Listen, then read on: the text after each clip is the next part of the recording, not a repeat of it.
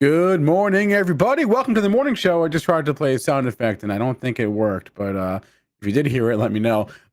Morning show, Stock Market TV, Spencer, Steve, JC, Alfonso with you this morning. Very exciting show today. We have another new guest. I gotta say, we've been crushing it with the new guests lately. Kevin Green would join the show. He's a senior markets correspondent at the Schwab Network. He is a big macro guy, loves charts, so he'll be on the show at 9. Very excited to talk to Kevin. It is Wednesday. We'll do mornings with Mary as we do every single Wednesday. And as far as what we're talking about today, well, I know Steve wants to talk about the homies. Maybe we'll talk transports. Right? We probably should talk transports because FedEx and the earnings and all that jazz. Rivian, holy smokes, Rivian up 40% this morning. Haven't been able to say that for, I don't know, ever. A few other stocks in my watch list as well. Hope your day is off to a good start. Chat. What's up? What's up? What's up? Good morning. I don't know what the crypto market cap is, Jenna Swing. We'll have to wait for JC to tell me, as he always does. So without further ado, let's get the show on the road here. Bring the guys on. Do this.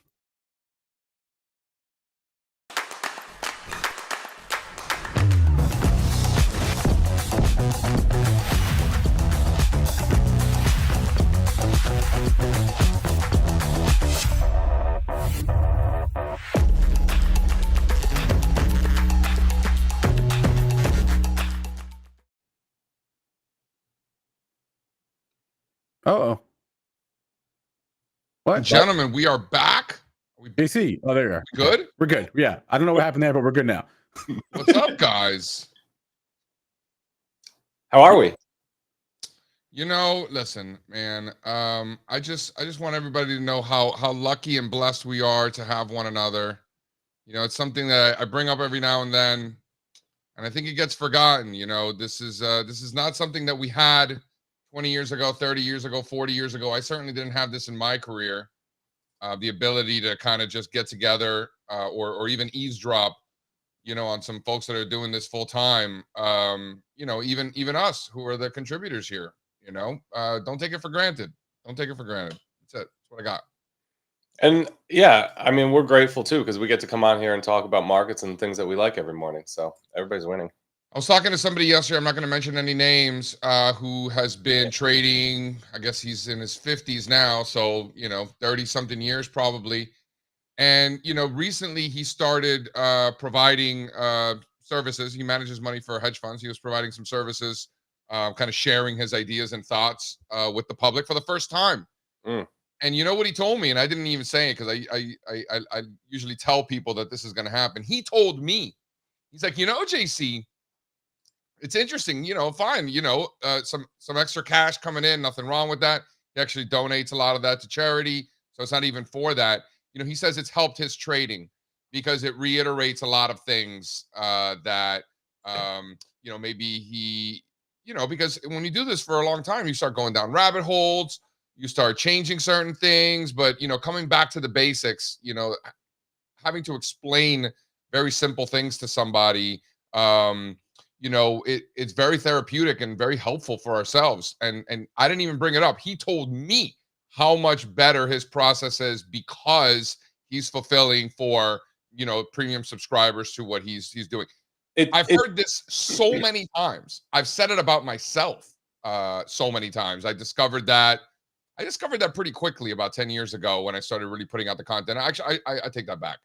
I discovered that even earlier when the blog really started.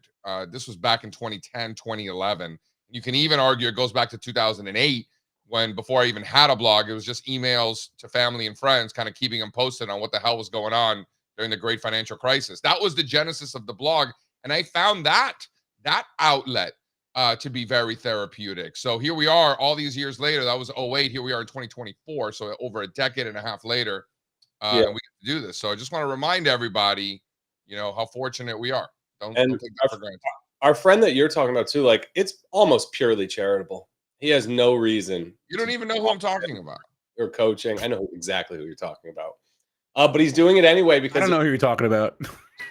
Yeah. Strazza thinks he knows what I'm talking about. He doesn't know exactly who you're talking about. All right. Doesn't matter. The point is, he's right. you know, and I have found the exact same thing in the past myself. That's it. Right? All right, let's do this. Shall we?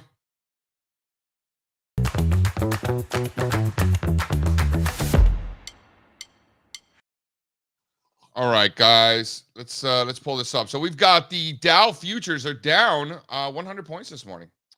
So we are at 39,004.25 for the Dow Jones Industrial Average. S&P futures down 20 bips. That's 10 handles. 55.25. 55.25 for the S&P 500. Nasdaq 100 futures down a little bit, 15 basis points. Hovering under 19,500 there. Was above 20,000 for a hot second last week before it gave that up. 30-year bond futures selling off this morning, down to 119 and change, down 0.2%. Crude oil futures up 0.2%.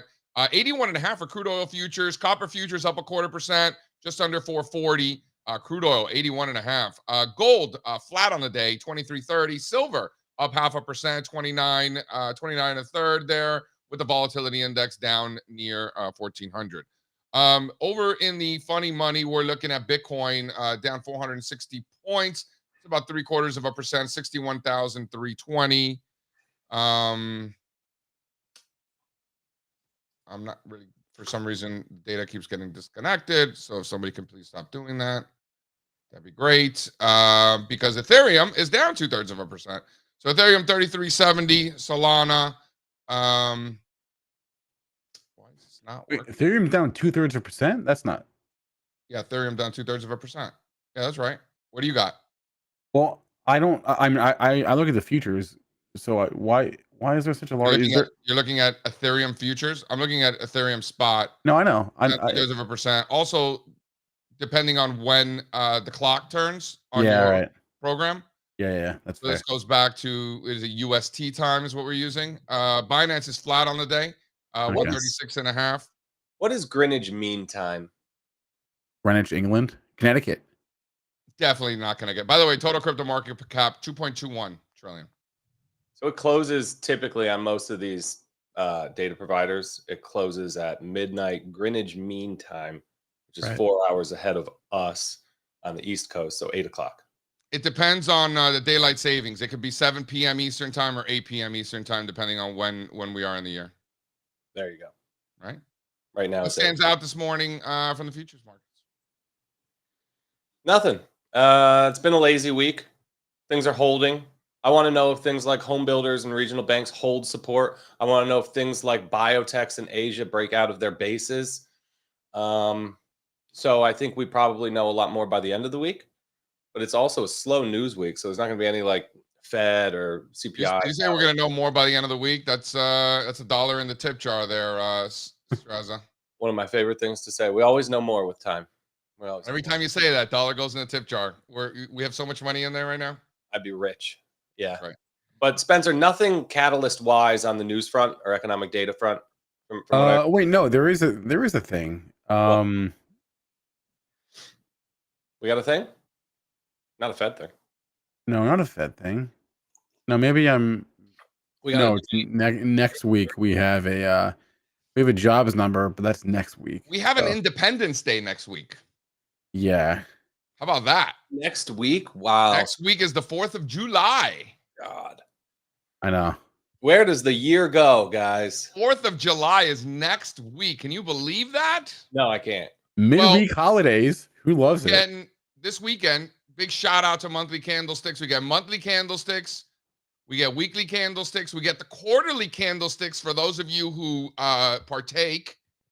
And we get semi-annual candlesticks, which is nothing I've ever looked at. You can set your settings to that, though. No, I know. Oh, I know. I just never have. Yeah. Would you say those are biannual or semi-annual, JC?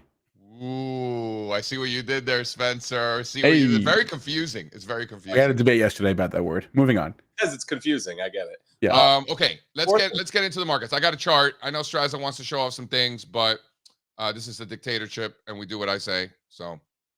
Really? Is that what you think? Wait till 9 o'clock. Yeah. Well, we are today. What was that? That was a record scratch. Oh. Spencer's got noises. Oh, Spencer's new upgraded system. Look at that smile. Look at that. He's cheesing. He's cheesing. He can't even stop smiling. He's so happy. Look at him. Throw up this consumer chart, because this is quite the chart. Listen, I don't always give myself credit for dope charts, but this is a good chart. How do you feel? Do you agree that it is a good chart, or you think I'm, you know, patting my own back a little too much? No, I think it's fine. I like it. I would put discretionary in that list of, like, I want to see this resolve. XLY is pretty close.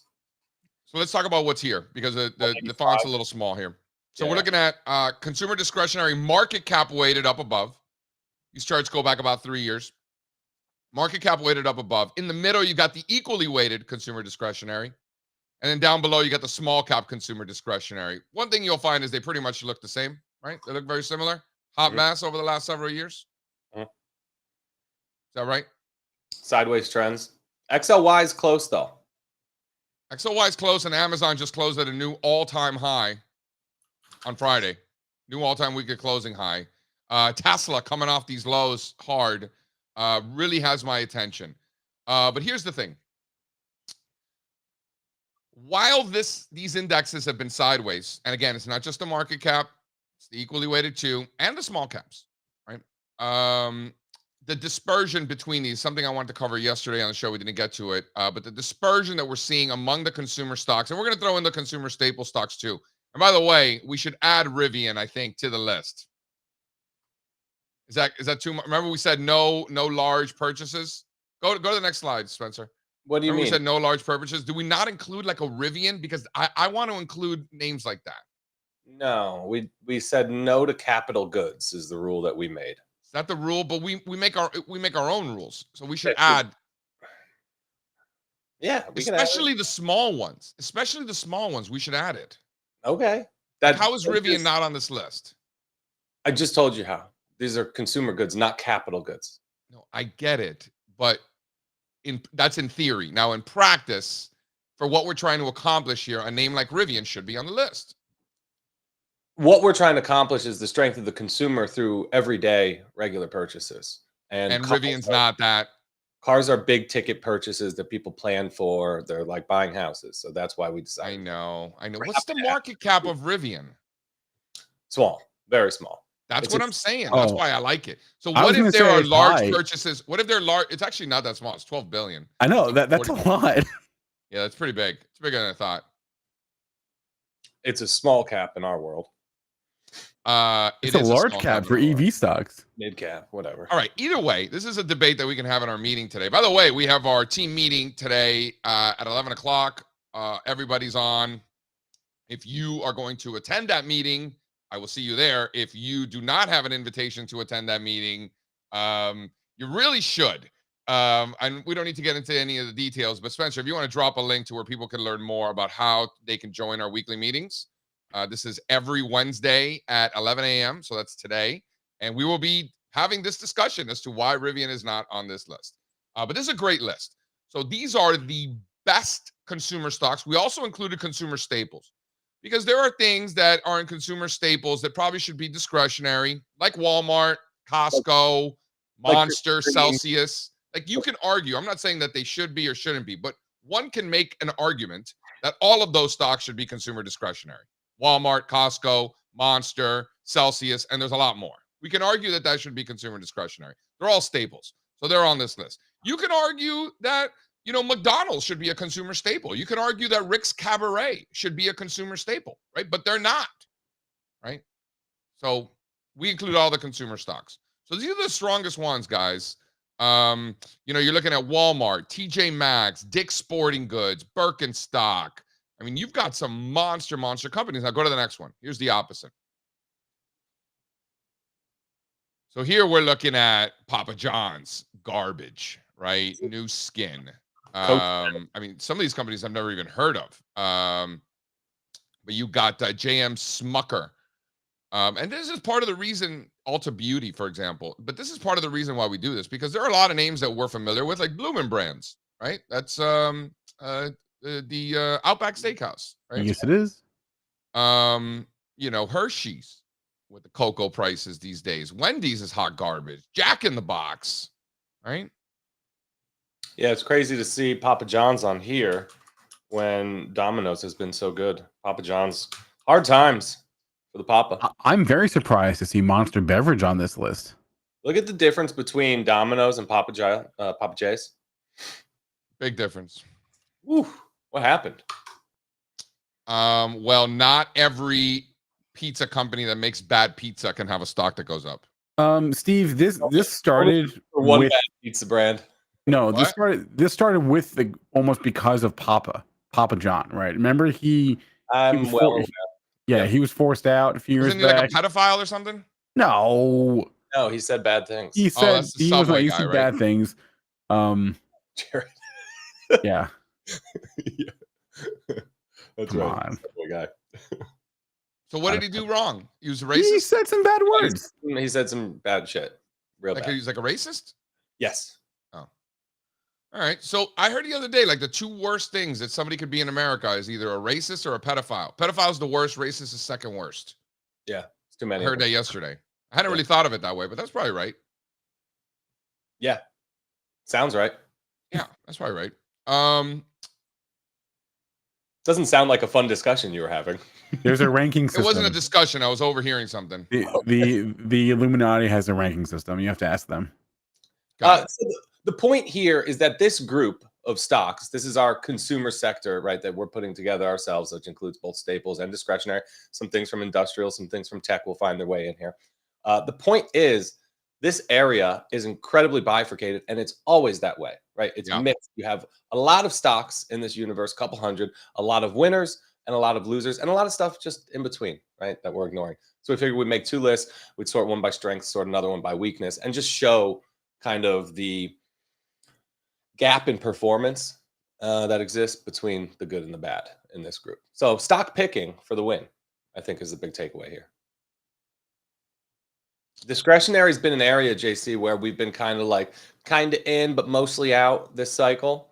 But under the hood, there's plenty good there, right? There have been some excellent vehicles, not just the fast food ones that get mentioned a lot, but ones you really never heard of. There's a lot of small and mid caps in these sectors. So, Krispy Kreme would be a loser. The donut, while something Denny's, like Roadhouse. Denny's, big loser. Wingstop, big winner.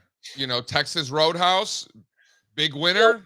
Who do you think's doing the work over there at S&P Global that Krispy Kreme is a staple? It's donuts. That's not a discretionary purchase. Donuts. That's a staple. You need to buy it. I think it's discretionary. Donuts are not discretionary. There's probably I think donuts are discretionary. I think donuts are discretionary. Strippers are a staple.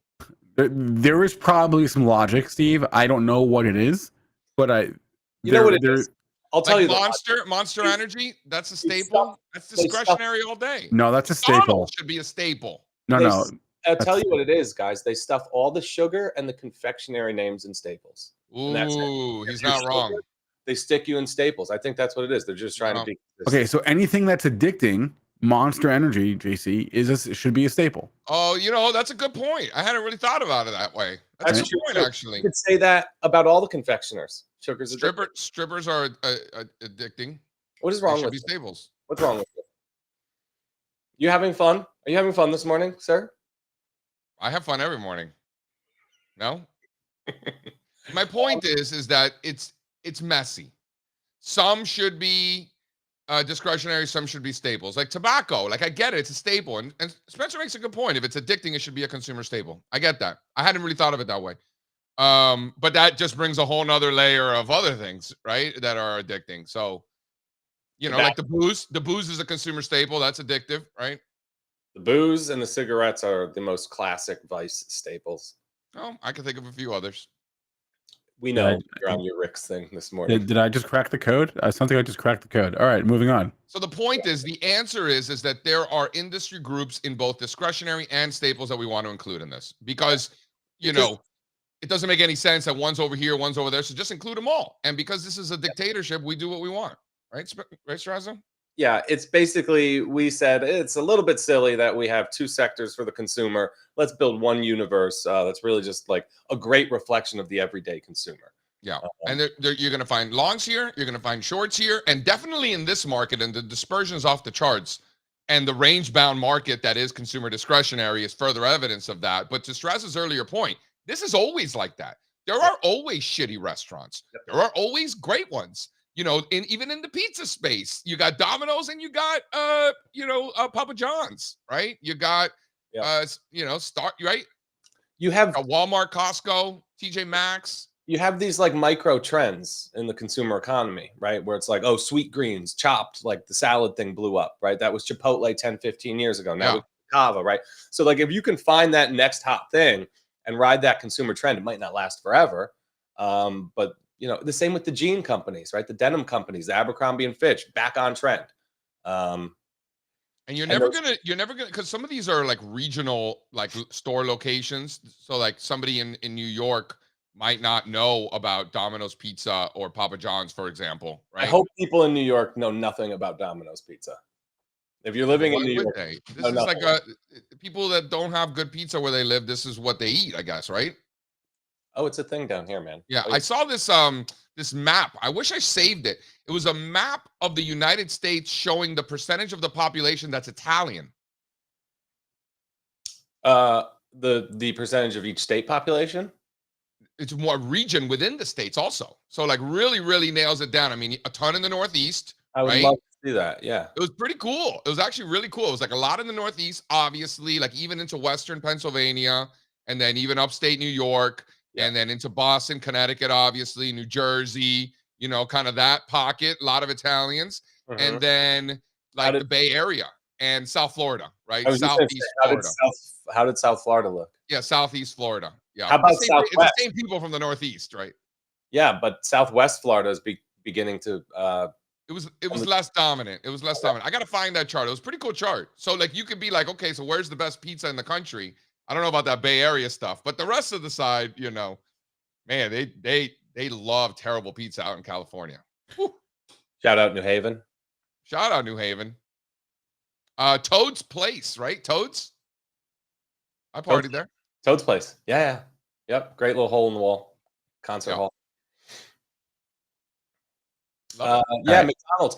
That's been going on for sure. I was reading an article in the local paper this morning just about all the deals that the fast food companies are running these days because they really just overdid it, hiking prices over the past, I guess, 3 or 4 years now.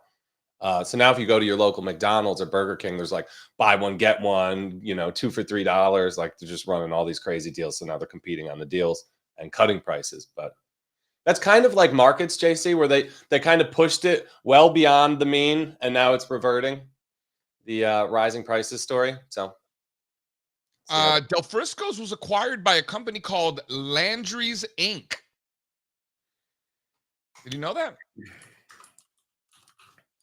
No. Landry's Inc. I was wondering why Del Frisco's wasn't on the list. Landry's is a restaurant. It's a restaurant chain, I guess. They own other companies. They own it's like a steakhouse, no? Well, they own Del Frisco's. They also own Joe's Crab Shack. Nah. They own the Golden Nugget in Atlantic City. They got a bunch of stuff. Joe's Crab Shack. I mean, that's dirty that they named themselves that. Morton's Steakhouse. They own also Mastro's. They own Palm. We all went to a Morton's together. They own Strip House too. Look at that. Didn't we all go to a Morton's together in Norwalk? Yeah. I don't think it was a Morton's. I think it was like a no-name restaurant. It wasn't a Morton's. It was a Morton's. I don't think so. I used to work in that office, JC. I don't think it was. Whatever. I think it was just like a local steakhouse. Was it a Morton's? I don't think it was a Morton's. It was 100% a Morton's. It's always was it? All right. Little Morton's today. We went there. We had some lovely steaks. You had the biggest one. I was so proud of you. I got to tell you, the Del Frisco's, man, so good. This was like my, when I was broke, living in the city, just trying to make it in the world in my early 20s. Like Del Frisco's was like the greatest restaurant in the world. Like just amazing. I freaking loved it, but I didn't know anything about, bougie stuff yet. And then I left forever, right? I left for 5-6 years or something like that. And then I hadn't gone to Del Frisco's. I went to Del Frisco's for the first time in at least a decade. This was after I took my daughter to see the Rockettes in Radio City. Del Frisco's right across the street. Whoo, man, that place is good. Well, because you always say, rightfully so, like, don't ask me to eat with you in Midtown, but there are exceptions. Exceptions to every rule. If I'm in Midtown and I'm going to Radio City Music Hall, I will happily walk across the street and get a ribeye at Del Frisco's, and I have no problem with that. Place is great. Place is fantastic. But I'd rather be downtown, go to Strip House, get a ribeye there with foie gras on top. You know, it's a little bit. For the record, it was a Blackstone that we ran, not at Morton's. Ooh, JC Wright again. I just looked it up. But JC Wright again. neither here nor there. I Details. knew it wasn't a Morton's. He's like making shit up over here, Connecticut boy. What's the difference? Half-ass Connecticut boy over here. Wait, always a Morton's. What is it? Blackstone? yeah, I think. Can we talk about like some fun stocks today? Yes, go for it. What do you got? Well, you mentioned Rivian. You might as well start there, right? Yeah, what do you got? RIVN. Do we have the chart? I think we do. We should up only 35% now. Excuse me. And then so what happened? What happened that this isn't a zero? Yeah. Well, that's maybe a larger conversation. But the news today is that Volkswagen took they invested $5 billion, right?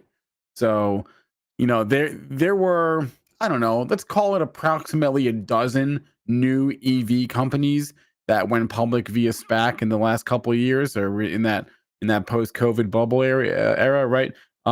Probably one or two of those are going to end up being successful. They are all well off their highs. Obviously, a number of them are already off the board completely, bankrupt, gone. Rivian, as we mentioned, still quite large from a market cap standpoint, relatively speaking, to all of their peers. So I guess that makes them the winner for now. And now they got this $5 billion investment from Volkswagen, which is a huge vote of confidence. Throw up the stock. Throw up the chart. Yeah, I think do we have the chart fonts? Yeah, slide two? Yeah. Okay. This is 30. This is 18.5% of the float is short. Just an FYI. So it's not nothing. Short ratio is only 3 days to cover. So it's not that squeezy, but it's not nothing. And then so this is like the poor man's Tesla. Is that right? In terms of, not in terms of like the cars, no. Maybe the cars are expensive. All these cars are not super cheap. Rivians are like 80 grand. I should say the poor man's Tesla in terms of the stock, not the vehicle. Yeah, sure. Sounds like a rich man's vehicle. But the poor man's Tesla stock. And Rivian is actually like, we actually saw one the other day. I was always very mindful especially when all these EV stocks were out. I was like, am I ever going to see anything besides a Tesla? And I actually have seen Rivians on. It's the only other EV that I've seen besides Tesla.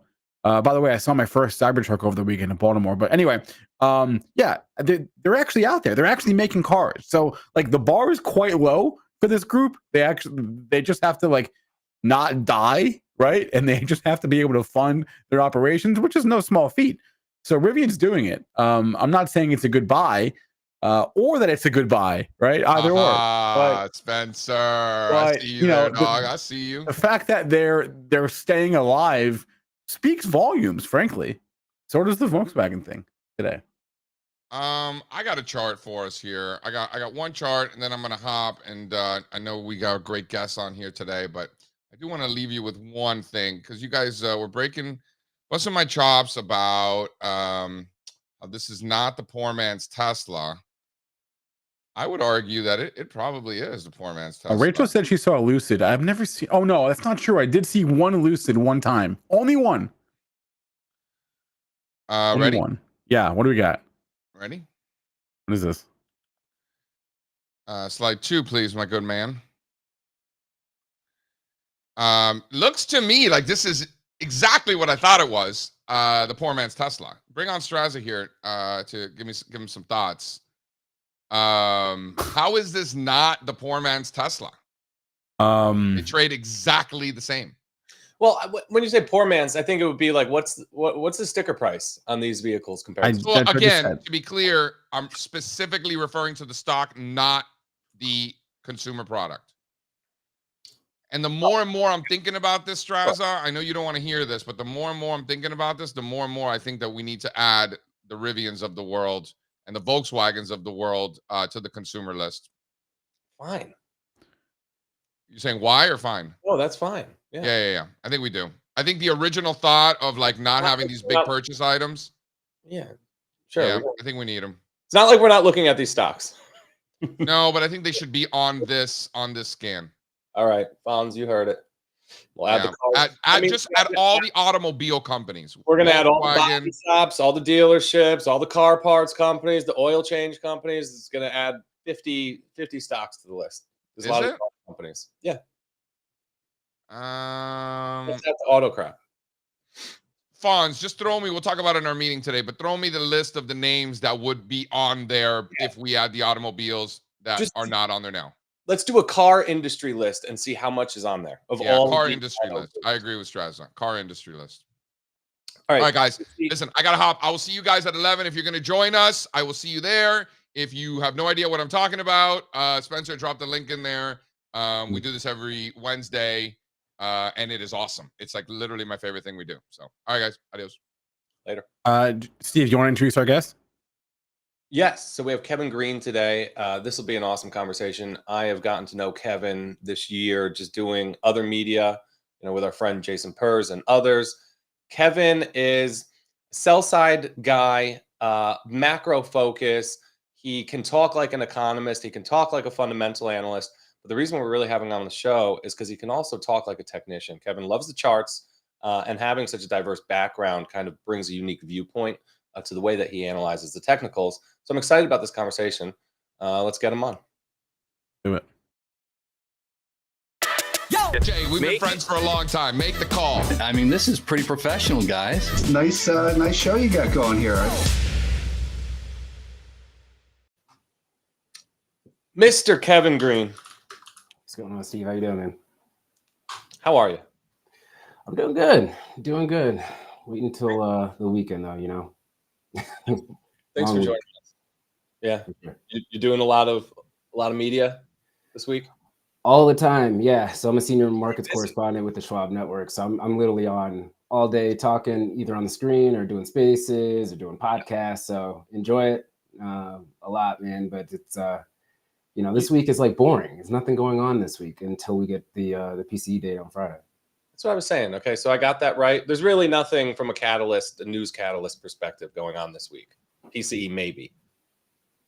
Yeah, I mean, we have some Fed speakers, but they haven't been able to move the market over the last couple of months, right? And so we have PCE data. I think initial claims tomorrow will also be something that could be on the radar, right? If we continue to see this rate of change move to the upside, getting 245,000 or maybe 250,000 jobs on initial claims, I think that could be a market mover. But outside of that, you're right. I mean, it's PCE, and PCE is probably favorable for the market at this point. I think we're expecting core PCE to come in at 0.1%. If that comes in flat, we could have a pretty booming day to the upside here, especially on a Ball Crush Friday. One thing I've always wondered about the inflation stuff is I think the Fed's been pretty vocal throughout history that they prefer PCE, right? And they weigh the PCE data a lot. Why is everybody so obsessed with CPI if the Fed's paying more attention to PCE? Yeah, so I would say CPI really is that catch-all where you're seeing not only the impacts that businesses are having, but also the consumer. So it's a nice little blend. We have three different inflationary gauges that we really kind of focus on. We have PPI, the Producers Prices Index, very volatile, right? That's what the producers are really feeling when it comes to purchases. And then you have the CPI, which kind of blends the two, what the consumers feeling, what the producers are feeling, and if we are seeing a situation where producers are passing on costs to the consumer. Initially, you'll see that in the CPI data. And then we have PCE, which basically kind of rebalances everything. It kind of strips out a lot of the volatile items. And that's why the Fed really likes it, is because it's easier to be able to project, and it doesn't have as much of a weighting when it comes to the volatile items. If you're looking at like energy, or if you're looking at even like shelter costs and things of that nature. So that's why they like it. I think CPI is actually the best gauge personally, because, at the end of the day, us as consumers, what do we spend our money on? We spend our money on gasoline, we spend our money on rent or mortgages, insurance, and those are some very big items that impact our purchasing power. And so, PCE really doesn't truly reflect that as well as CPI. But, we have to play the game how the game is played. That's how I kind of look at it right now. So food, energy, and shelter makes up like more than 50% of CPI? Yeah, I would say, well, so energy takes around what, 8.9 to maybe 9%, but it's a very volatile item that can actually push it. And you have shelter at around 30 to 35%, depending on the weighting there. And then you have food. Yeah. So, I mean, those are the biggest portions there that can actually impact prices. And actually, food has been a deflationary item, or at least a stagflationary item when it comes to the inflation picture. A lot of the grain costs have actually leveled out or even gone to the downside here over the last couple of years. We are still seeing some pressures when it comes to the meats out there, right? The pork, the beef, still seeing some elevated pressure. But if you're looking at CPI, or if you're looking at any inflationary gauge, what we are measuring is the rate of change of price on a month-over-month or year-over-year basis, not the actual dollar value. So food has actually been something that has been in the favor of the Fed over the last couple of months. And then when you're looking at energy, kind of looking at the same thing. It's been a favorable item over the last year or so. But once again, if we're kind of making a base, especially in the energy market, if we're making a base when it comes to prices, that could be actually a headwind going into the latter half of this year if we're going to have this pseudo soft landing type of narrative that does take place, which I honestly don't believe that that's going to be the case. We'll get to that. So if I'm hearing you right, basically energy prices look like they could perk up and start rising into the back half of the year. That's 8% of that CPI number, right? So say crude oil breaks back out, prints a base here, gasoline moves higher as well. Is that enough though if shelter is falling, right? Like if shelter is what, 4 times the weighting, that's going to take a big move from crude oil, gasoline and friends to kind of tip CPI higher, you know? Yeah, true. But shelter hasn't abated at all. It still is looking at a 0.4% month over month rate of change here. And there's always going to be this debate, especially from economists. Is the shelter component, is the calculation off? Yes, it's not right. Right. We understand that. Everybody understands that. But once again, we play the game how the game is played. You can look at Zillow prices all day, every day that you want. But Zillow prices aren't what we look at when it comes to the actual data points itself, right? So it's a blended component between survey and then regional data that's out there. So if shelter actually stays at 0.4%, energy will be enough to kind of keep inflation elevated. I don't think that we're in a situation where we're going to see inflation move back to, say, a 5.5 or 6% situation. I don't see that actually occurring, but I do see that it actually does stay sticky at around 3%. 3.4% if you're looking at headline CPI. Even if you're looking at core PCE, probably staying at around that 3%, 2.9 maybe would be favorable. But you need 0.1%, and it sounds very, very minuscule, right? To the layman's person like you and me, like 0.1%, what's the big deal? But if you actually look at it on an annualized basis, that's 1.2% on the overall yearly adjustment. That's our make or break in order for us to get back to that 2% number there. So yeah, it does have a weighting. Energy can have an impact, but shelter, we just have not seen that crack yet. And when it does crack, unfortunately, let me just say this. If we are seeing shelter costs kind of or prices for the most part kind of leveling out, what will probably happen is shelter will start to move to the downside or decelerate. And by the time it starts decelerating in the actual data, it's probably already going back up because it's that delayed. That's going to be the problem that we kind of have, right? Shelter is such a delayed component that we are probably already seeing some pockets of weakness there. The other side of that, though, if you're looking at rent inflation, the high insurance cost is a very big deal. I mean, you from Maine all the way down to Scottsdale, Arizona, everybody's feeling that. If we are seeing that insurance pressure when it comes to housing insurance, that's also going to immediately be translated into rents. And that's what also can keep it elevated. So it's not only just the price of the homes or the value of the homes or the value of the shelter you are living in, it's also the input cost of insurance that also can keep shelter prices elevated. And I think that's also a component that has been neglected over the last couple of months here. I feel like the narrative out there has been that shelter's going to come down or is probably coming down. It's just not reflected in the numbers yet for a while now, no? Yeah, I mean, people have been saying that since September of last year. It hasn't worked. Right. And once again, is the calculation laggy? It may be incorrect? Yes. But you can't change the game in the middle of the game. That's the kind of what I was preaching later last year going into this year. knowing the inflationary components that we do have, this disinflationary narrative, especially when you're looking at the year-over-year prints, weren't really going to add up at the first half of the year because energy prices were basing. We did see a nice little pop there. And the shelter component, once again, is just way too laggy. So if you have those two components, you have these spikes or these increases when it comes to inflation. And I always kind of like bring it back to the saying of, look, we have 5 CPI prints right now, right, on the books for the most part. 3 of them were hot. One of them was okay, right, medium, and then another one was actually in our favor. So at the end of the day, you're still going to need 3 of them that are going to be, or 2 more that are going to be in our favor in order for the Fed to really feel confident on that 3-month forecasted outlook. And we're just not there yet. So let's play a little scenario analysis. Say the next 2 quarters, we do get some stickiness around 3 to 4% inflation. What is the Fed doing there? They're not hiking, are they? No, the Fed's not going to hike in this cycle. So the only way that the Fed would actually hike right now is if you see a significant spike in consumer demand. Yeah. And I don't think that's going to be the case, right? I mean, we are already seeing, credit card delinquencies going up at very high levels. You're seeing net charge-off rates for the top 100 largest banks hitting levels that we haven't seen since the financial crisis, at the back end of the financial crisis, right? And so I think the consumer right now is pretty stretched. The Fed can cut.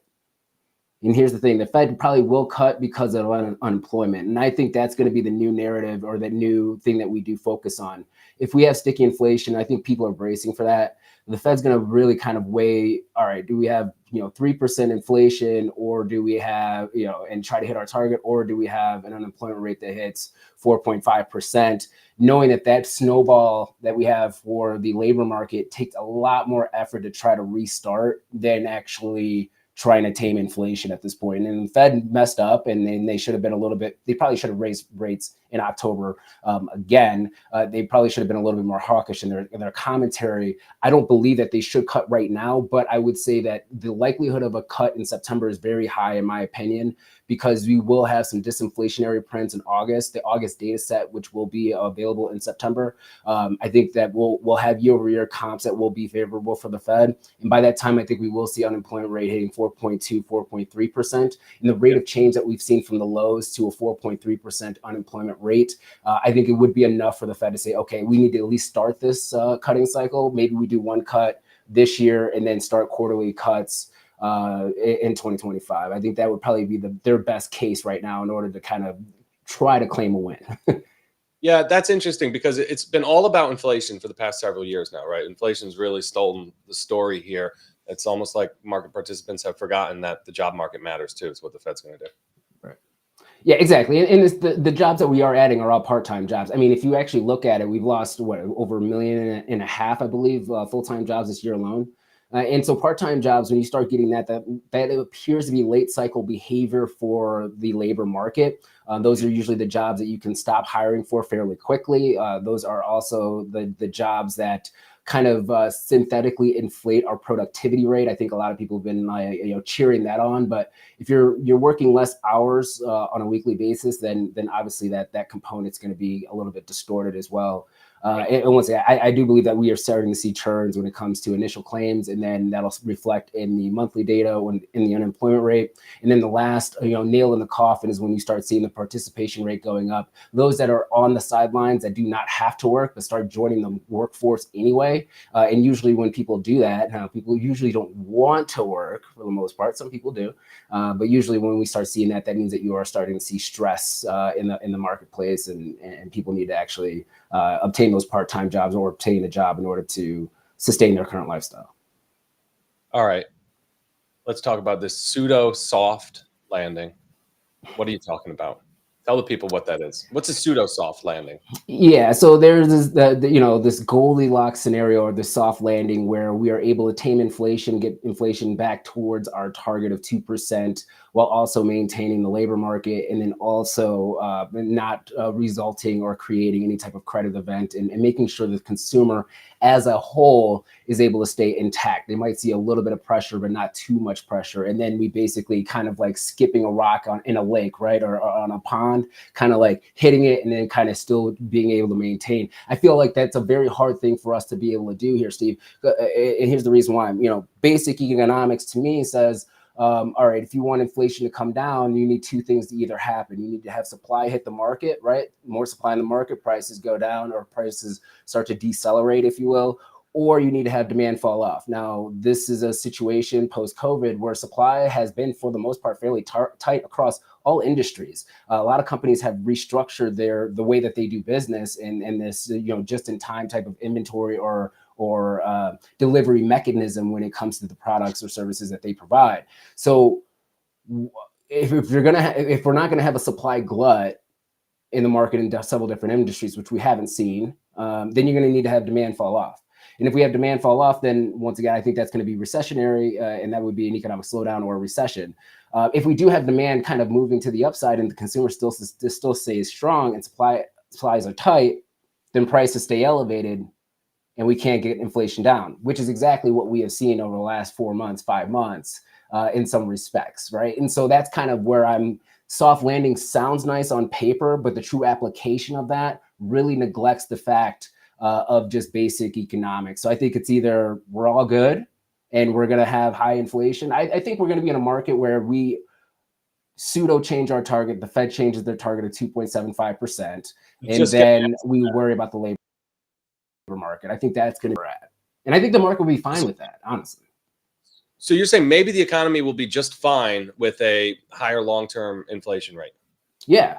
So if you kind of look at it, especially when you're talking about asset values and equity values, they actually thrive in inflationary environments. Yep. Equity values don't really thrive in this kind of stagnant type of inflationary market. If you're looking at inflation being at 2% or 1.5% or something of that nature, right?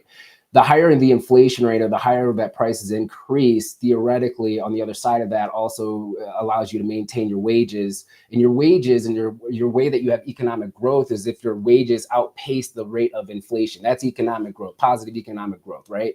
So if that's going to be the case, then I think if the Fed was able to message that, I think the market would be fine with that. Now just be mindful, they will take an L. Like that would be a huge L and a complete waste of time, in my opinion.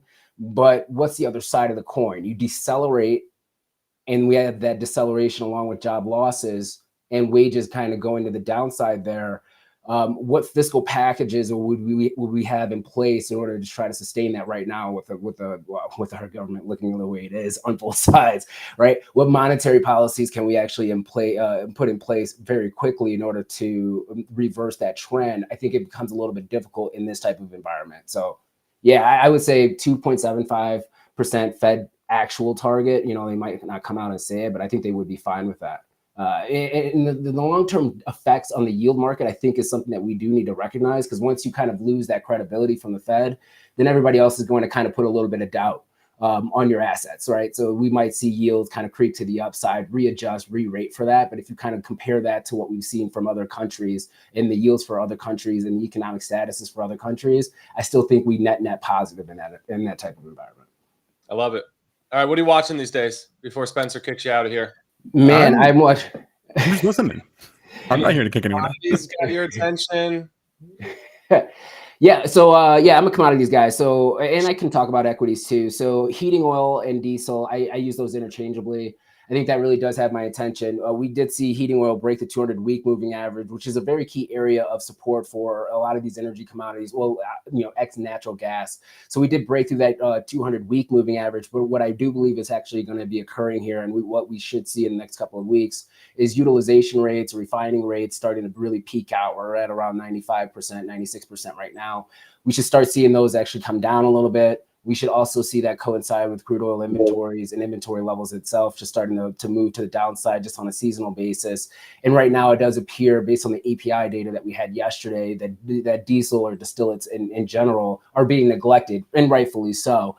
And if they are being neglected from a production standpoint, that should also then tighten the market, give a little bit more price structure or fundamental price structure to the upside. So I'm actually looking for the latter half of this year, diesel or heating oil to basically outperform crude oil. The byproducts are really going to drive this market moving forward. And I don't think it's going to be a demand side picture. I think it's going to be supply side driven.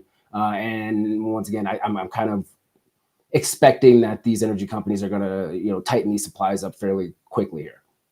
That would make sense. And when I look at this chart, I got heating oil up on my other screen.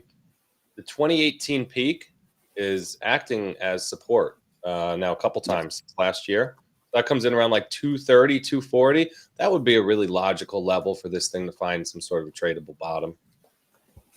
Yeah, so what I was actually looking for heating oil, because we actually did see a pretty decent break there. So 230 to around 220, 218 and some change is kind of that value zone that you want to look at. Now, if we break below that, then we have problems. And here's the reason why I'm kind of, so everybody has a backdrop, because we kind of talked about soft landing, no landing, hard landing, all that stuff, right?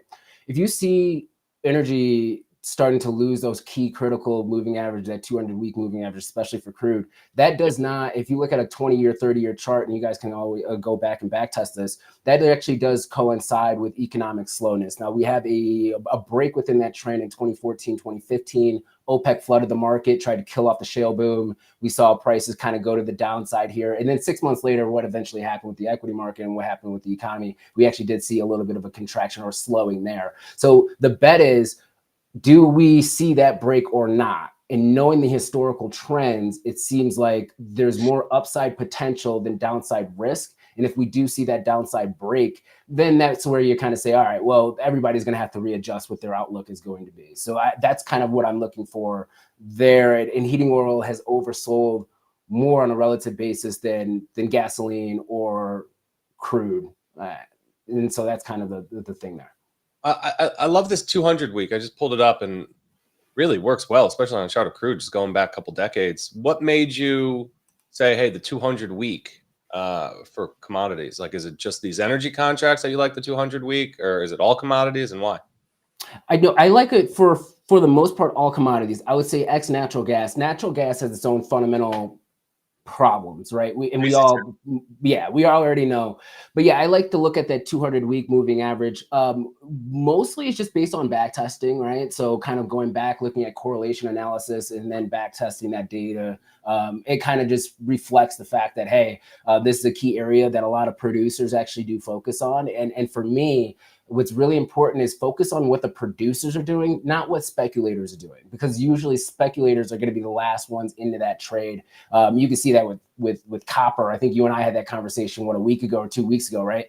Copper, that blow off top that we had, that was all speculator driven. Producers weren't really respecting that. Crude oil was kind of the same thing. We saw crude oil spike to the upside last year to hit close to about $90, right? And then, hitting close to about $90. But if you kind of looked at it from $85 to $90, that was all speculators. Producers were not going out there and actually fully hedging their positions.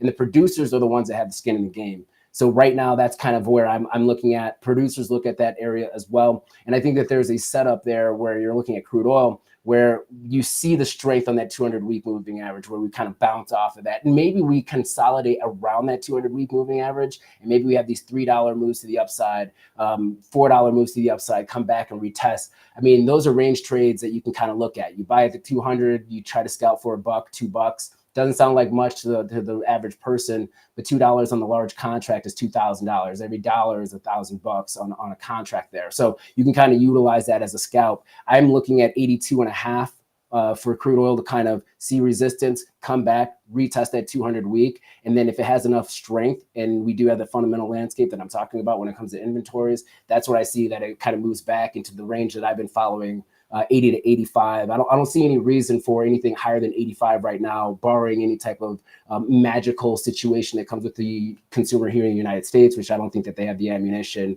to kind of just reverse these kind of trends or just have this huge demand spike. Or we get this reacceleration, a really strong reacceleration coming out of China. That would be the one that really could drive crude oil higher and sustain higher. But we just don't have that data right now. 80 to 85, in my opinion, is still that true range, that value range that we got. And if we get that China tailwind, I mean, copper should be breaking out too, no? Yeah, in a sense. So copper had a nice little run to the upside. I'm looking at 425 as an area for it to be able to test and then try to break, higher here. One thing to kind of note though, when it comes to China, their copper inventories for the most part have actually stabilized. Now they had some issues when it comes to copper ore and obtaining those supplies in order to smelt. But what they've done to alleviate that is actually utilizing recycled copper in order to backfill that, and they're smelting that. And that's actually been working for them over the last 2 months. So that's another reason why we kind of have this pressure kind of easing off. And if you look at the LME warehouse inventories in London Metals Exchange, the inventories are actually increasing to the upside. South Korea, for whatever reason, is actually canceling a fair amount of contracts. So we are not seeing this kind of super cycle behavior that everybody was talking about a month ago or 2 months ago. Is there a structural problem when it comes to copper ore? Yes, but we're not in the everybody buy toilet paper during COVID type of scenario here when it comes to copper. We just know that there's a longer term tighter, tight supplies there. China data, yeah, copper can run, silver can run. Those metals can run. I don't think China's trying to do what they've done in the past, though. I think they're being very methodical when it comes to their stimulus strategy, really trying to decentralize that, giving it to the provinces in order for them to kind of manage their own little internal issues, because everything's kind of different there. And so if they're going to go with that strategy, it's going to take a lot longer for them to kind of really regroup and have this robust type of growth of 6%, 7%, 8% GDP growth. I think that's going to be kind of the case that we're at right now. But yes, if we do have favorable data coming from China that could stabilize copper prices for now, we just don't have that. And there's physical supply that is actually hitting this month, which is also kind of putting some downside pressure on that product. Spencer, you got anything? No, I'm good. My only question, and I don't want to open up a can of worms here. So either of you can answer, but and this question might make me sound ignorant. I'm well aware of that. But I understand the importance of something like the oil market or gold, but why should I guess why is the broader commodity complex, like heating oil, for example, like why is that interesting exactly? Yeah, so when we talk about heating oil, we're just utilizing that. So heating oil is a name of the contract, right? But we simulate that or equate that to diesel. For the most part, 95% of heating oil and diesel are the same product. So we utilize that as a proxy for diesel. So if I said, all right, diesel does make a little bit more of an impact when it comes to the economy, it kind of maybe resonates a little bit more, right? If we have lower diesel prices, we have lower demand when it comes to diesel as a whole. That means your transportation industry, especially when you're looking at freight, intermodal freight, is lagging a little bit. That would mean that the rail car economy is lagging a little bit. And those are the areas where you have huge durable goods spending that's taking place. You have the consumer itself that if they are spending, they should be buying pools. Pools are the hot thing to talk about last 24 hours, right? For whatever reason. So it's a gauge on the industrial side of the economy. And even though the industrial side or manufacturing side is only 30%, it's a key part of the US economy. So that's where I focus on that a little bit more, because we have been in a recession, especially when you're looking at transports in some respects. If you're looking at the JB Hunts of the world, if you're looking at FedEx, if you're looking at UPS, those are going to be the direct gauges. If we saw diesel prices and diesel demand going up, that would probably indicate that we might see a near-term floor or bottom there. And so if they're kind of going through the recessionary cycle right now, at some point, once that does kind of come out, diesel will be that leading indicator to indicate that type of strength in that market. So that's kind of how I look at it. And if you do see these products kind of slide, your durable goods side of your business, which is really driving GDP, would be then a concern. The exports of those goods would then be a little bit of a concern. Boeing, for instance, I'm going on a rant. Boeing, for instance, if Boeing actually does, and they are right now, right? If they're pulling back on the deliveries of their planes and they're not able to deliver those planes, the macroeconomic impact on that when it comes to headline GDP is enormous. I mean, we have to also kind of keep that in mind. And then the downstream impacts that they have on the small business suppliers, mid-sized business suppliers for Boeing also will be impacted. So they kind of all fit in a sense. And that's kind of why I've been focusing on it, and I utilize it as a very key gauge And if you're going to go back and look at these trends, even the technical trends, and you compare it to the broader equity market, there is a very strong correlation there once it breaks these key moving averages like the 200 week. That was a very good answer. Kevin, you have such a broad range of knowledge on these different asset classes. It's really a pleasure talking about these things. So I appreciate you. Great answer. Appreciate Thanks a you, lot, everyone. Kevin. Appreciate you having me on. All right, brother. All right. That was the best answer I've ever heard about why I should care about heating oil. Kevin has such an impressive understanding of just global markets, right? I mean, these are niche markets. We're talking about heating oil and diesel. I know. That's what I'm saying. So he's just great to talk to. That's what I'm saying. Chat liked it. Everybody's happy. Rachel went back to sleep. I'm good, baby. Let's rock and roll. Hey, it's a Wednesday. It's a summer Wednesday. What can we say? Wait, speaking of Wednesday, is July 4th on a Wednesday? No, it's on Thursday. Okay. So no show next Thursday, obviously. So All right. the 4th of July is the best holiday of all the holidays, especially growing up where we did, Spencer. I don't think so. It's not my favorite holiday. It's like the warm weather summer barbecue holiday. Like all our other holidays are spent in the snow or the cold when you're in the Northeast. 4th of July is like special. It's like Memorial Day too. Memorial Day is yeah. Those are the two Well, I mean, it's a great holiday. Don't get me wrong. It just is not my favorite. I'm in JC's camp. Thanksgiving is and will always be my favorite holiday. You're a Thanksgiving boy too. Yeah. Wow. Mostly because of the traditions that surround it. July 4th. I don't have a July 4th tradition. Oh, okay. I'll go to a barbecue if I can find one. Right? But I don't really have a thing. Thanksgiving, I have a thing. So anyway, barbecues for the 4th, and my birthday is like 2 weeks after, so it would always kind of like be like an early birthday celebration for me. So I'm biased, but yeah, 4th of July, I'm shocked that it's already here. That's good. All right. Since we're on the topic of global macroeconomic picture, let's talk about transports. Let's talk about FedEx. We have the chart up. Let's bring it up on the screen, please. FedEx up today. Their earnings after the close last night was very good. They beat on the EPS. They beat on the sales. Their guidance was good. They announced a $2.5 billion buyback. And where are we at this morning? Last I checked, we were up around 12%. Let's get an updated look at that, though, and see where we at. Okay, 12% still. Pretty good. Anything else newsworthy?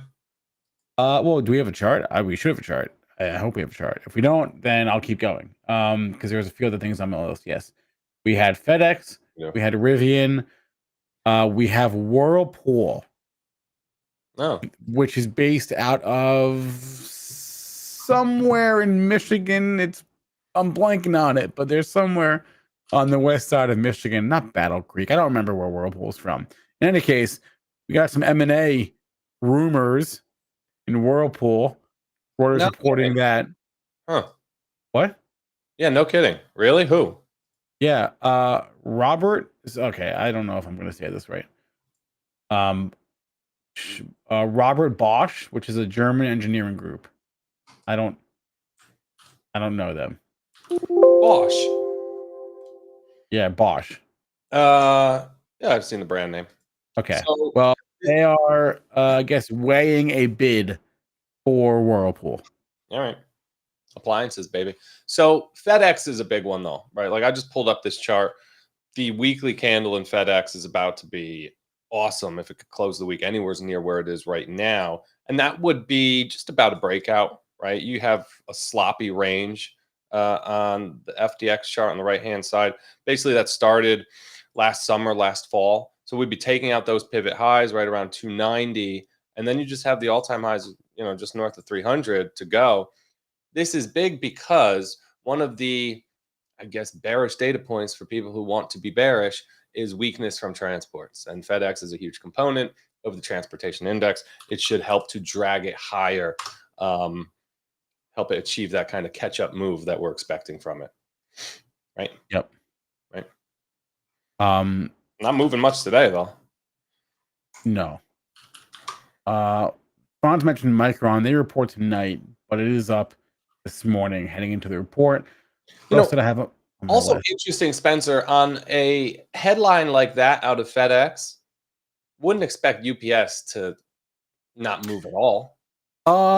It's an interesting point you make. They are pretty married. They're pretty tied together. Those two. They're as close peers as you can really get. I would say maybe Coke and Pepsi are closer, but I mean UPS did pop. Like don't think it didn't move on this. It did. It's still 1.5%. Come on. it's it got up to 138 last night. Granted, it sold off all night and all morning. It did, but UPS did react in sympathy to the FedEx report, as it usually does. But as we've talked about this morning, we talked about yesterday with the cruise lines, this morning with the pizza. The UPS and the FedEx charts, they are peers, but those charts don't look alike at all. So I don't know why. Crypto hanging in there. Really a sea of red today. Not such a great tape. We're only 7 minutes into the trading session. Of course, that could change, but every sector lower today, led to the downside by utilities, consumer defensive. So despite everything being red, there's actually a defensive or an offensive or a risk on kind of vibe to the day, because the safety sectors and the defensives are the worst, while things like consumer cyclical, technology, basic materials, industrials, just down marginally. Maybe they could flip it green. We'll have to see. I think Bitcoin holding in is important for the risk asset trade. I think things like ARK holding their lower bounds and regional banks holding their lower bounds and small caps digging in at those range lows is all encouraging. Now we need to see what they can do in the opposite direction. I think they've held the levels we needed to see them hold. I think homies holding support is huge here. So ITB trying to flip green already on the day. I think that would be a big one. We talked about DR Horton and Lennar. Those are good benchmarks for that space. Like if those are not tops, then home builders are probably okay. But everything's holding, right? I think this is a big takeaway from the last few weeks. Now we need to see if we can rebound off of support and actually make some progress to the upside in these groups. This is semantics. I don't quite know if you can call any day a risk on day if the major indexes are all down, right? No, I hear you, right? But from a sector perspective, when you see the best ones are offense and the worst ones are defense, that's risk on. So if you had to pull a bullish narrative out of the early tape today, it would be, well, the worst sectors today are the defensive ones, utilities and staples, right? While the best sectors today are the risk on groups. So you're right. It's a sea of red, never bullish, but just seeing this little bit of leadership here this morning from the risk on groups makes me think you might see some green on the screen pretty soon. They probably positive today. We'll see. All right. Chipotle stock split today. We were talking about that before the show. 1 for 50. That's a big one. I don't know if I've ever seen a 1 for 50. I've seen a 50 for 1. I don't know if I've seen a 1 for 50. Yeah, dry ships used to do it in the other direction, right? All the time. The death spiral, financing, dry ships. So the all-time high is like $1 billion. From a share price of almost 3,500 yesterday, Chipotle is trading at 63 today. Yeah. Actually, it's down.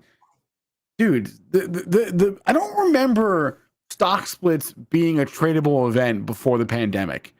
No, it was always a thing. The Motley Fool used to do a newsletter around splits. It's as old as time. It is. I mean, it makes no sense, but it happens. I know that dividends are tradable events. There's dividend capture strategies that have been around since the dawn of time, but I don't know what the stock split trading strategy would be. Listen, it doesn't make sense that it works, but it works. We have the data. Yeah. All right. Not for me, but it's all right. Well, it's only down 3% this morning. So I can't get over just how big Chipotle has gotten and continues to get. Dude, they're going to take out Starbucks. It's only McDonald's ahead of them at this point. Which is ironic in a way. Yeah. Couldn't be more different, right? Didn't McDonald's own Chipotle?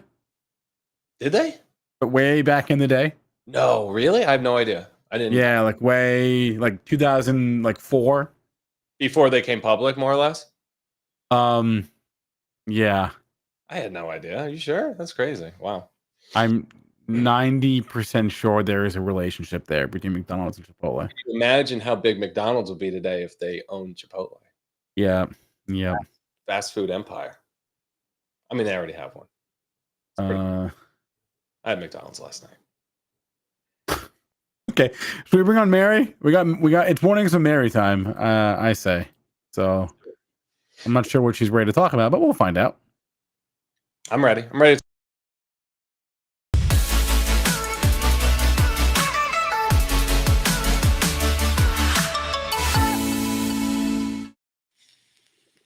Good morning, Spencer. Hey, I don't know where Steve went. How we doing? Where'd Steve go?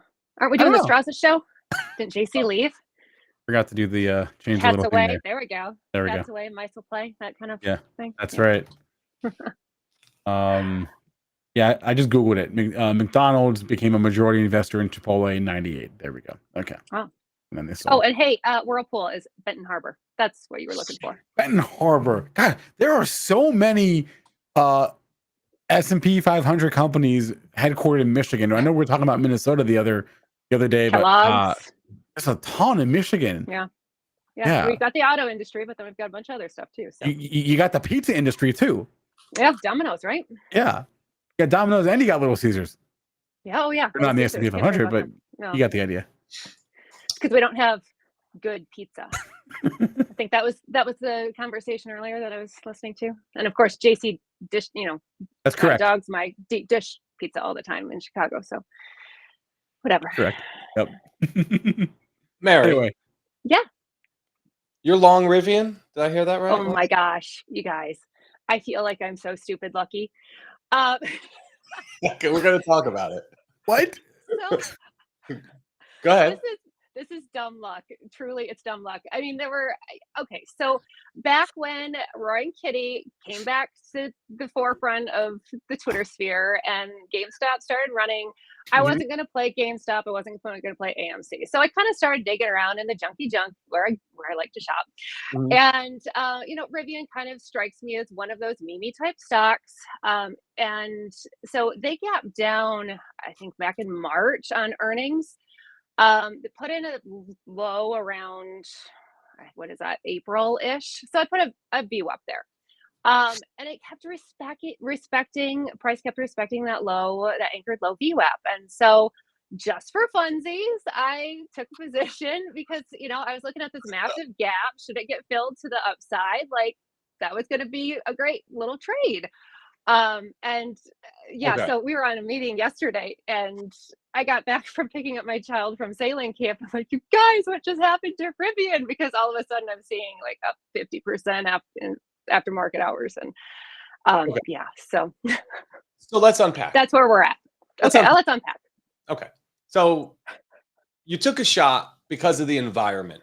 The bet you were making was Rivian could squeeze here in this kind of a tape, right? We got a squeezy tape. A lot of these heavily shorted names are working. Rivian close to a 20% short interest. That checks a lot of boxes for us. Now you're saying you let it kind of find some sort of what looks to be a tradable bottom. You even have a little multi-month base there, right? That began back in Q1. You drop a VWAP from the all-time low here in April, and you can see how price has been respecting it for months now, kind of climbing higher over the right-hand side of this tactical base. However, trapped beneath overhead supply, downward sloping 200-day moving average. So you were making the bet that this one would start to reverse trend, build a little bit of a base. Really, it's a counter trend trade in nature, but you weren't completely irresponsible, right? Because your out was the VWAP off of the April lows. Yeah. So, I know exactly what I'm trading. This has not been the best of companies. You guys talk about not seeing Rivian on the roads. I mean, all we see are Rivian Amazon trucks. Yeah. That's true. That's true. Michigan. That's true. And their SUVs are cool. They're the super boxy ones. I like them. Yeah. They look nice. The fact that they've got the deal with Amazon makes me feel like they're not a zero. So I feel like, it was just kind of a YOLO. And like you said, I had my out.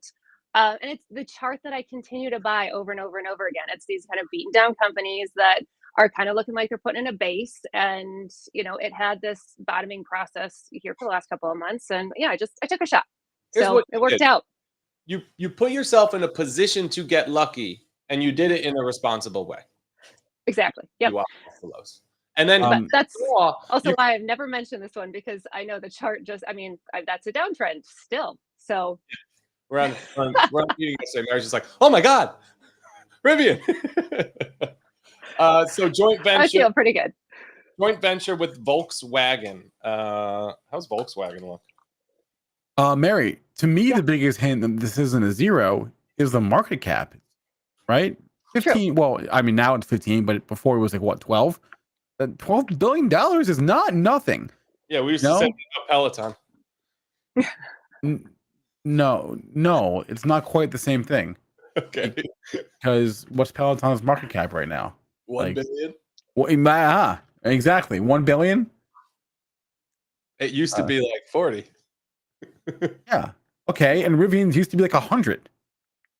Now we say that about Zoom. But again, there was an entire cottage industry of new EV companies. Yeah. And some of them aren't even around anymore. And the fact that Rivian is still above $10 billion, and that's a somewhat arbitrary number. I just kind of picked that, but that is very telling. So the chart obviously looks like it does. It's been a pretty crappy stock for a couple years now. But it's not even the stock, right? Like I'm trying to pull up I don't know what's going on with my data, but this is the Spencer, when this whole cottage industry popped up, so did a ton of ETFs, right? So the KARS is the Crane Shares Electric Vehicles and Future Mobility Index. I don't even want to know what's in that. Actually, I do.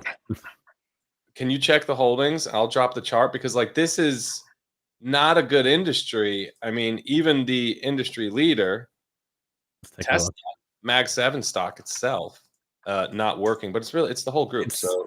It's not just an EV. Well, it is an EV play, but it's not just EV makers. They've got Panasonic in there. It's a lot of battery stuff, right? Samsung's in here, Albemarle's in here, some Asian companies I've never heard of. Put the lithium stuff in there too. That weighs on these funds as well because lithium has just been one of the worst. It's battery. It's EV and battery, so it's not quite the same thing. But like literally, you can just Google like COVID EV SPACs or whatever. You had Lucid, you had Hyliion, Electromechanica, they're gone. Who's the one that just declared bankruptcy? Fisker, they're gone. Right. Remember Workhorse and all those. Workhorse is gone. Lordstown Motors is long gone. Yeah. Okay. So yeah, Rivian, credit to you for staying around. Now this is good. So what you're saying is there's been a washout. Right, we had like the excitement stage when all these companies came public. It was like the big EV push. There's a million different EV companies from China, listed on the NYSE every other day. And then we had this big ramp up during the pandemic boom. And then the whole space has just been completely, blown out at this point. You look at something like cars in this massive downtrend. That's the kind of sentiment you want at the lows, right? Total. The names are coming in the chat. Mullen. Remember Mullen? MULN? That was a meme for a second. Right. This reminds me of cannabis. This reminds me of solar. This reminds me of a lot of groups before some sort of inflection point, trend reversal. So I think we'll be talking about these guys more, especially like you guys are saying, the winners, the good ones that are sticking around, not all the ones that went to zero. We'll be talking about them in the future. I don't know. Is this race just completely won by Tesla? Hard to think. I don't know. And I come back to the fact that they've got the deal with Amazon. I mean, you're not going to zero if you're involved with Amazon, which is actually the other chart that I brought because I brought a good company. So, got involved in Amazon. I feel like everyone's watching this chart, but obviously our level there is that 190-ish. You can kind of see the zone right there. We're looking for the breakout, and if it goes, I'm going to be involved. Actually, I'm already involved. We've had the conversation. You guys have had the conversation. If Google has gone and completed that base and is going, and Microsoft, same thing. Why not Amazon? Just looking for that catch up. This one's gonna look like the others. That's what we're thinking. Yep. Yeah, I like it. You like the home builders or no? Haven't really dug around much in the home builders. I've been looking at XBI a lot lately because I feel like that is a base that could be, finally getting ready to go. Or at least that consolidation, just congestion in that it's just been trading in a box for so long. Some of those individual names, I think, are starting to look a little spicy. So I'm going to be actually jumping into the hot corner list later today because I know we've covered this a lot in the hot corner. And consumer discretionary, I think, we talked a little bit about that earlier today. So Amazon, one of those players, Rivian too, for that matter. You still Tesla. in Robinhood? What's up? Are you still in Robinhood? I sure am. Yeah. What's it doing here today? Continues to trend really well. Yeah. It's doing. It hasn't given me a reason to get out, so yeah, I'm gonna ride it as long as possible. It's doing this while the crypto trade struggles. So if Bitcoin breaks out and Robinhood can look like this when Bitcoin's stuck, I would imagine it looks a lot better when you finally get that Bitcoin breakout. This one now with the, what was it? What did they buy? Bit Labs? What was the Oh yeah, one of them. Sure. This is becoming more and more of a crypto stock. And I think that's a trend that continues. They want to do more crypto, less equities. It's good for their bottom line. So as they continue to acquire more and more of these crypto assets like they did a few weeks ago, I think they're going to trade tighter and tighter with the crypto market. It's probably a good thing. Yep, agreed. Bit stamp. Thank you. Thank you. What's the difference? Yeah. Sorry. All right. All right. You guys want to head on to recess and then we can hop out of here? Yeah, let's do it. All right.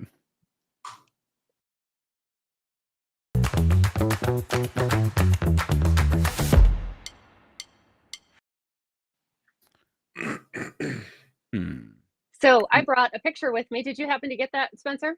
I know We got it. To you later. Yeah, what's okay, this? so bullish all things summer. We've got Michigan strawberries now in season, and so farmers market the last couple of weekends I've been grabbing all these Michigan strawberries, and I meant to take a picture and totally forgot. Michigan strawberry shortcake. So if you are in the Midwest, especially in Michigan, make sure you get some Michigan strawberries while they're in season because they are amazing. And then we've got black cherries coming on the trees right now too. So y'all know how I love my Michigan cherries. I just love me a good farmer's market. What a beautiful picture. Not fantastic. We have in our town, we've got just this massive farmers market of probably, 50 to 80 vendors. Wow. And just all this local produce. And of course, in the winter, we don't have anything because we're not growing anything. But then in the summer, it's just an explosion of color and scents and just freshness. It's so wonderful. So that's actually one of the things I miss about Detroit. They had an incredible farmers market in the summer, just incredible. I do miss that. Michigan knows how to do summer for sure. We sure do. Yep. Mary, we were talking about boats yesterday. I wanted to ask you, you're a boat person. Do you guys have Garmin? What's like the GPS stuff on the boat? I'd have to, I'd have to ask my husband what our GPS is, but it probably is Garmin. That's standard on boats. So I don't think I've ever seen it not be Garmin. Yeah, that's my thought too. Yeah. What's that boat stock? Malibu? What's the ticker? There's a Brunswick. My son owns that one because Brunswick is Mercury. MBUU. All right, that's Malibu. Brunswick. One of them owns Mercury. Let's see. We actually have a Tiara yacht manufacturer. They're headquartered here. I think they're headquartered, or at least they have a very large production here in my town as well. So we do boats and we do cars and we do farmers markets. Yeah. So Brunswick is Mercury, which, fun fact, was originally a long time ago a brand of the Ford Motor Company. Oh, that makes sense. That would make sense. Yeah. Yep. Pretty neat. Love our cars too. All right, my recess is just going to be House of the Dragon. Season 2 has been back for a couple weeks. If you're not watching, it's a tremendous show, and I recommend wholeheartedly. It's a little bit of a, you got to focus. You can't be on your phone while you're watching. You got to pay attention. It's heavy in that regard, but great show. And what's the premise? I've not heard of this one. This is a prequel to Game of Thrones. Oh, it takes haven't place. Seen that either. I don't know, 200 years before the events of Game of Thrones or something like that. So, kids. Yeah. But that's all I got. Also soliciting ideas of what to grill this weekend. This is going to be the summer of where Spencer learns how to grill. So what do you got for me, people? Drop it in the chat.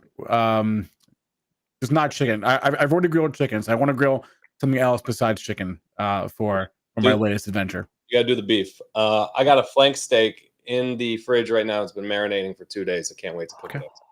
Yeah, steak might be the answer. FedEx truck just pulled up. Do you think he knows he's up 13% today? You should tell him. I should. Yeah. It'd be better if it was an Amazon Rivian truck. I haven't seen these. You don't have the electric ones down there? We don't have Amazon trucks. Oh. The USPS people deliver a lot of the Amazon stuff. I don't know how that works. They got deals and partnerships, but you really don't see Amazon trucks down here. Wait.